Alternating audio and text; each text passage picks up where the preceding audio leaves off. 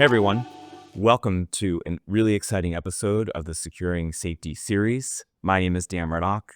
It's my pleasure to introduce our subject today, John from Thomas Concrete. John, welcome to the program. Thanks for joining us today. Great, Dan. Thank you for having me. I'm looking forward to this session. Of course. Now tell us a little bit, if you can, about Thomas Concrete and your role there.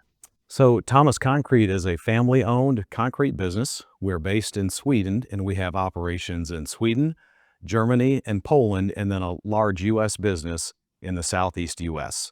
So we have about 1,400 employees, and we run about 800 concrete mixer trucks every day across 80 operating locations. Incredible. And we're here in Atlanta, one of the headquarters here in the United States. Yes. Tell us a little bit about the role that you play here at Thomas Concrete. You're the Director of Health, Safety, and Environment.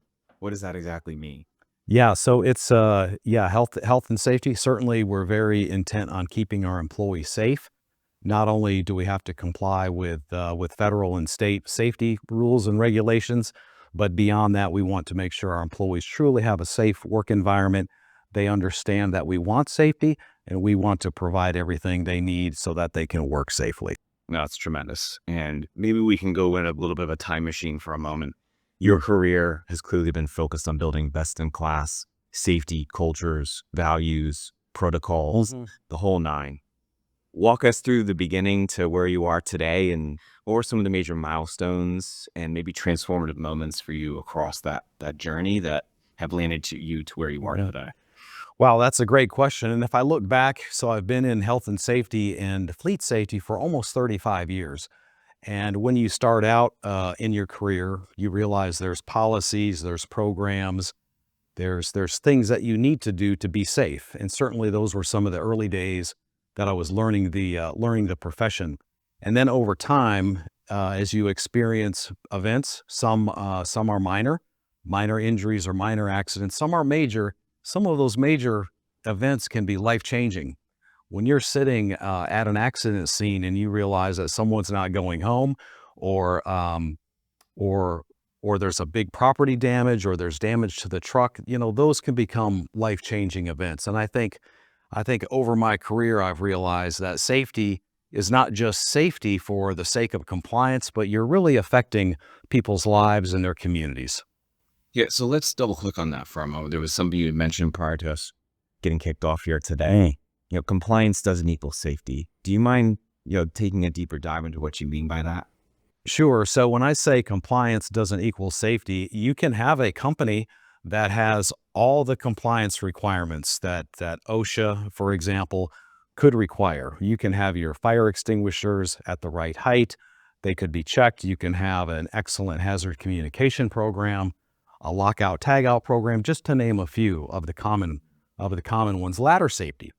But truly, we've learned over time with a lot of study and research that safety is about the individual and the choices that they make.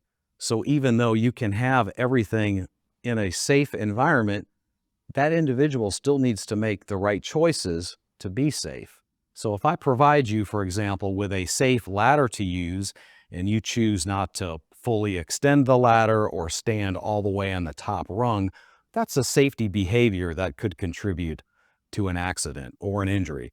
So while the company may be in compliance and have everything, so much of it does rely on the individual and the culture that they're in. We want them to make safe choices, and that's what I mean by safety is not just about compliance. Yeah, it's a 360-degree view and perspective and standards around safety that permeates through the culture of the organization. Right? I heard you mention values and culture are really critical. You shared a vignette about, two individuals potentially getting out of a truck. One gentleman doesn't have a helmet on, and his counterpart saying, "Hey man, just a reminder, helmet." And then responding in kind, not necessarily saying, "Hey man, I don't report to you. That's not forget it." Tell us a little bit about how you create a culture and value system where it not only extends from the very top with you, John, but permeates to the entire organization. Well, you said a key thing. It has to come from the very top. I mean, the employees, all of the workers in the pyramid of work need to understand what the company vision is. Because when they come to a company, who knows what their background is? They might have a high degree of safety training. They may have been at a company where they're very well trained, but they also may have been at a company where shortcuts were valued, where getting the work done quickly at any cost was prioritized. That type of work may have been rewarded or recognized. And so you have an individual then that has learned what that culture is like and what's rewarded. So our challenge as leaders is to let people know that we expect them to work safely. We're intent on providing the right atmosphere, the right equipment, the right tools, and the right training, and we expect them also to make the right choices to work safely every day.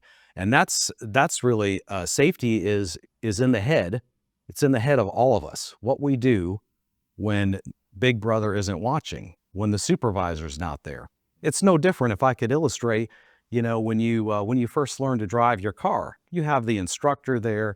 Put on your seatbelt, put on the brake before you shift into drive, check your mirrors. Those are all training behaviors. But the first time that you go solo, are you in fact putting the brake on, putting it in drive, checking your mirrors, fastening your seatbelt? Because at that point, all the safety appliances are still there, but you have to choose to make sure that they're implemented.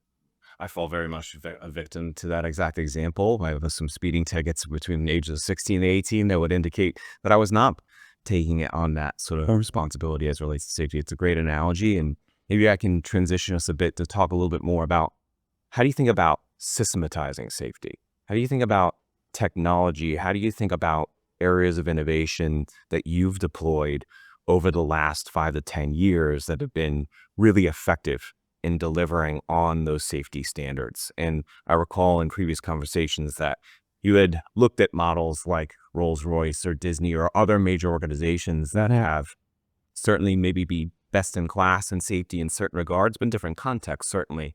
What about those models? What about the systematizing of this vision around safety worked or didn't work? Well, there's an old saying that you can't manage what you don't measure. So at some level, any company needs to have a system in place so that they can measure the elements that will support a good safety program. So if I didn't have any metric or any way to measure any type of training, we'll just stick with seatbelt training. I wouldn't know. If I have 1,000 employees, how would I know how many of them have received the training? And that's a key part of a fleet safety program, is wearing your seatbelt.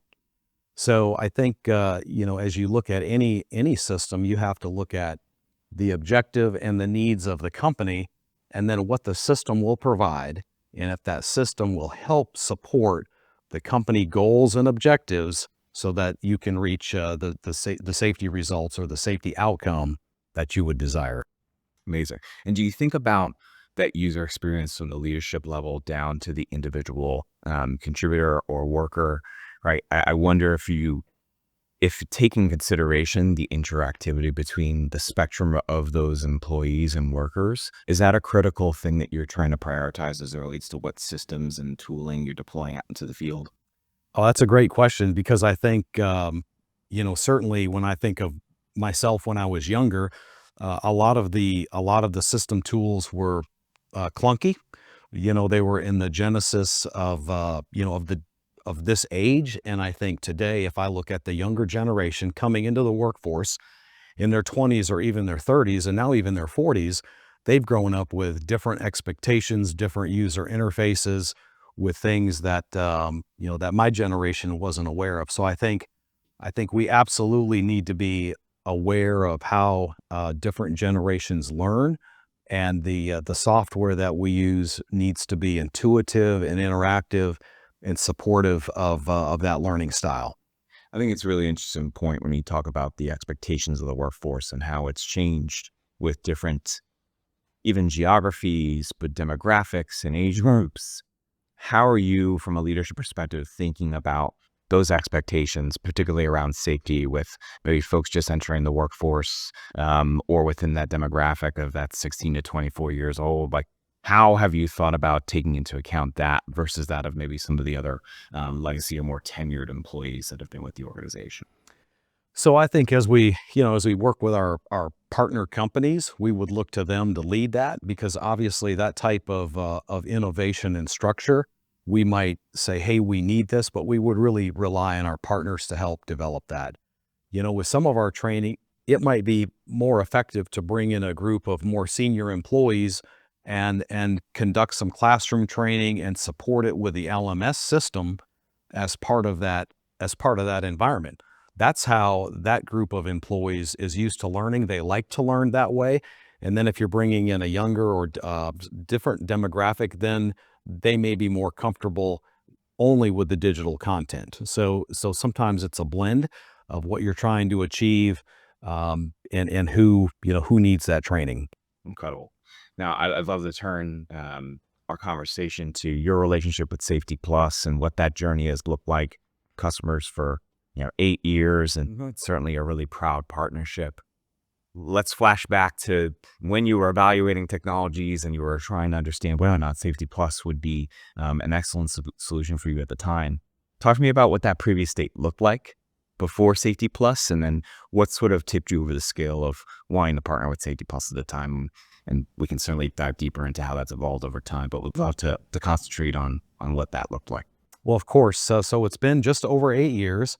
So when I came to Thomas Concrete in 2015, I learned quickly that all of the safety records were kept in Excel files, and I just knew that that was not going to be the platform we needed to succeed going forward. So right away that fall, there was a safety conference here in the state of Georgia, down in Savannah, and Safety Plus Web had a booth there at the vendor display area.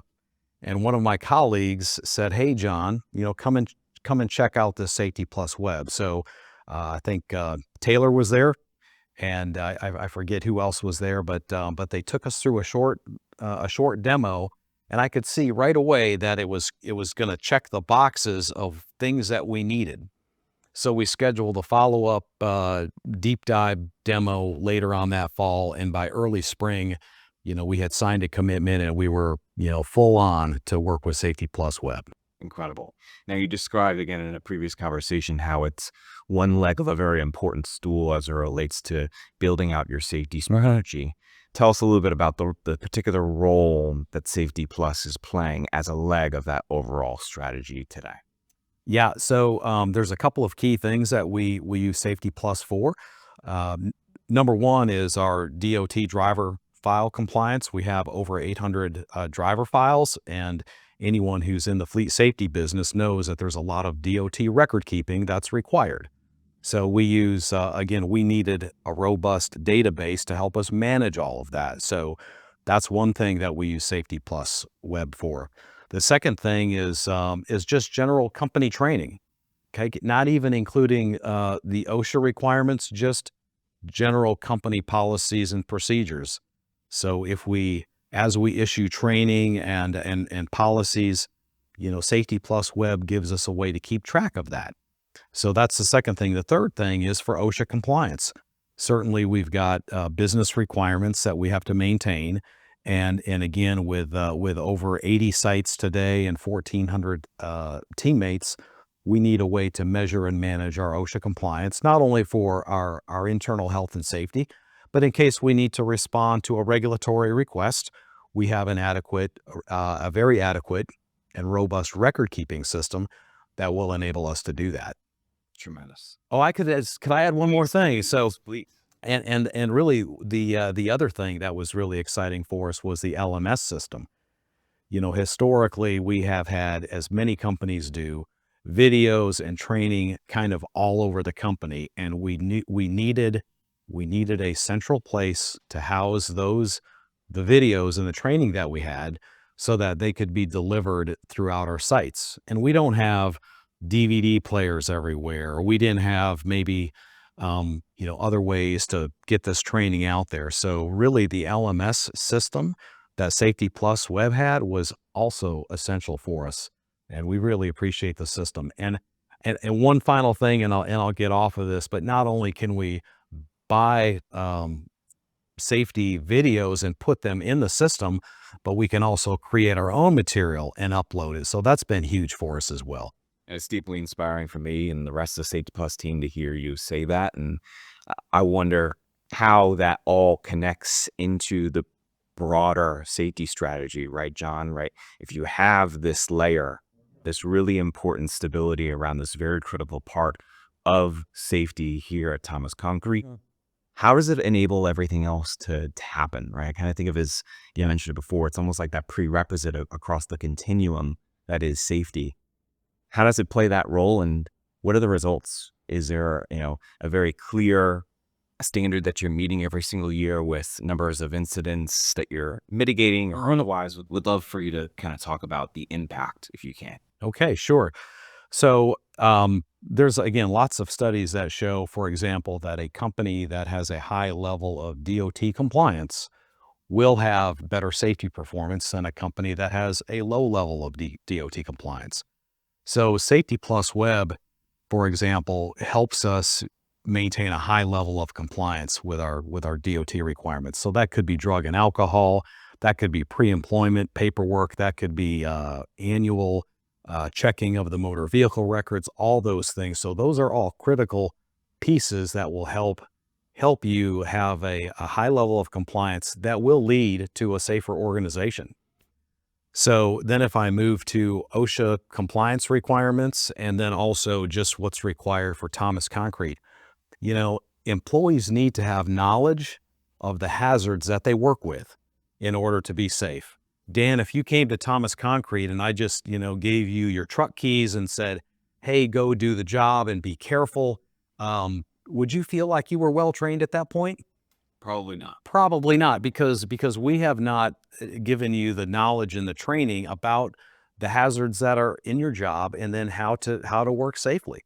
So I'm a firm believer that to be safe, you have to have knowledge of what you're working with and training.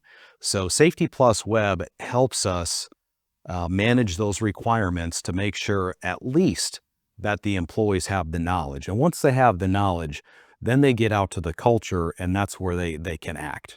Incredible. And does all of that lead to better customer delivery, better reputation? How does that all fold into sort of the more commercial side of this business? Yes, without a doubt. An employee that is well-trained and has a high degree of knowledge about the job, they will be able to perform their job to higher levels of safety and excellence. Incredible, incredible. Now, what are the things, John, that keep you up at night? And how do you address those, and how do you think about liaising with your leadership team and the broader organization to address those in 2025 and beyond? So what keeps me up at night? I think the ongoing challenge is we really need our employees, our teammates, to understand why we do things. Safety can't just be compliance. We want everyone to be safe because it has value. Being safe has value in itself. It's to protect you. It's to make sure that you can go home every day to be with your family. And I tell many employees, don't wear your hard hat just because of me. Don't wear your seatbelt just because of me. You're the one driving the truck, or you're the one out in the environment that might require a hard hat. So we really, again, we've got to get in the employees in the mindset of why safety is important. And so I think that's a continual challenge, just to develop and build that mindset. So until we get there, it will always be on my mind. Totally. And I'm certain that resonates with all the other safety leaders that are watching this, John. And it's really inspiring to hear your story. And I'm certain that they're going to glean a lot of insights and guidance from you as a result of watching this. I'm curious as to what's next for Thomas Concrete and you, and what should we be looking out for from you all? Well, safety is a journey. You continue to improve and tweak your program. And as employees leave the company and new employees come in, you will always have what I call some of the same things that you need to keep doing and enacting. But as we look to improve Thomas Concrete, our goal is to just continue to deepen our safety journey.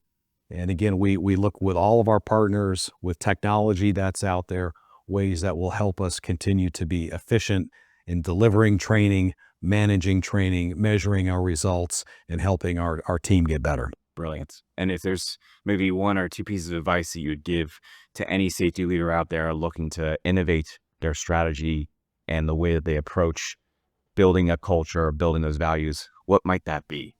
Uh, I think you have to spend time in the field and really understand what your employees are doing, either when no one's around or even when you're around. Do they really understand safety? Are they getting the right training? Because I think sometimes there can be a disconnect between the corporate office and what I would call the shop floor or the cab of the truck. So we might be thinking, or I might be thinking, hey, life is grand at Thomas Concrete. It's all sugar and rainbows. But then when I get out to a job site and I see different behaviors or unsafe behaviors, then I know there's a disconnect somewhere in the system that we need to take a look at. So I think there's always that challenge, and I would challenge everyone to get out and really understand what happens and why it's happening. Have the conversations with the employees. Hey, why did you do this? Why aren't you wearing your hard hat? Or what about your gloves? And you might be surprised at what you learn. Incredible. Well, John, thank you so much for participating in this. Again, so much amazing insight and guidance that I think a lot of our audience will benefit from. For those who are looking to get in touch with John, is LinkedIn a good place to come and find you? All right, wonderful. We'll make sure to include that in the follow-up. But John, thank you again. And for those of you in the audience, thank you so much for viewing. We'll be having other episodes coming in the near future around securing safety with other amazing and inspiring leaders. Until next time, we'll catch you then.